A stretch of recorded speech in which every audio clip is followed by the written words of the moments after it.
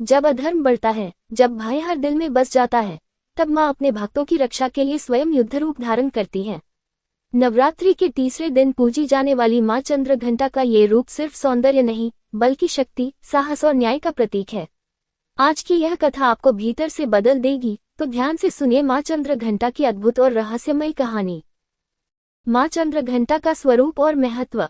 माँ चंद्रघंटा नवदुर्गा का तीसरा स्वरूप है। उनके मस्तक पर अर्धचंद्र घंटी के आकार का होता है, इसलिए उन्हें चंद्रघंटा कहा जाता है। उनका रूप अत्यंत दिव्य और तेजस्वी होता है। 10 भुजाएं, हर हाथ में अस्त्र शस्त्र, सिंह या बाघ पर सवार, और उनके चेहरे पर अद्भुत शांति। माँ का ये रूप हमें सिखाता है कि शक्ति और शांति साथ साथ चल सकती है। माँ चंद्रघंटा की पौराणिक कथा। बहुत समय पहले की बात है, जब असुरों का अत्याचार अपने चरम पर था। देवता भी भयभीत हो चुके थे। तब सभी देवताओं ने मिलकर भगवान शिव और माता पार्वती से प्रार्थना की कि वे इस संकट से मुक्ति दिलाएं। जब माता पार्वती का विवाह भगवान शिव से तय हुआ, तब शिवजी अपने अनोखे और भयानक रूप में बारात लेकर पहुंचे। शरीर पर भस्म, गले में सर्प, भूत प्रेत साथ में। ये दृश्य देखकर माता पार्वती के परिवार और समाज के लोग भयभीत हो गए। तब माता पार्वती ने ये निर्णय लिया कि वे एक दिव्य और शांत रूप धारण करें, जिससे संसार को ये संदेश मिले कि शिव का वास्तविक स्वरूप कितना महान और कल्याणकारी है।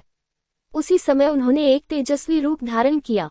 उनके मस्तक पर अर्धचंद्र प्रकट हुआ, उनके शरीर से दिव्य प्रकाश निकलने लगा, और वे सिंह पर सवार हो गईं। यही रूप आगे चलकर माँ चंद्रघंटा के नाम से प्रसिद्ध हुआ। एक दिन एक अत्यंत शक्तिशाली असुर ने देवताओं पर आक्रमण कर दिया। उसका नाम था महिषासुर का सहयोगी दानव। कथा के विभिन्न संस्करणों में अलग नाम मिलता है। उसने तीनों लोकों में आतंक फैला दिया। यज्ञ बाधित होने लगे, ऋषि मुनि तपस्या नहीं कर पा रहे थे, देवता स्वर्ग छोड़ने को मजबूर हो गए।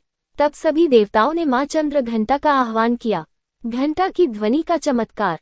जैसे ही माँ चंद्रघंटा युद्ध के लिए निकली, उनकी घंटी की आवाज गूंज उठी। वह ध्वनि इतनी शक्तिशाली थी कि असुरों की सेना भ्रमित हो गई। उनका मनोबल टूट गया और वे डर से कांपने लगे। महायुद्ध। माँ चंद्रघंटा ने अपने 10 हाथों से अस्त्र शस्त्र चलाए, त्रिशूल, गदा, तलवार, कमल। उन्होंने अकेले ही पूरी असुर सेना का विनाश कर दिया। युद्ध के अंत में माँ ने उस राक्षस का भी संहार किया और तीनों लोकों में शांति स्थापित की। माँ चंद्रघंटा की कृपा और आशीर्वाद।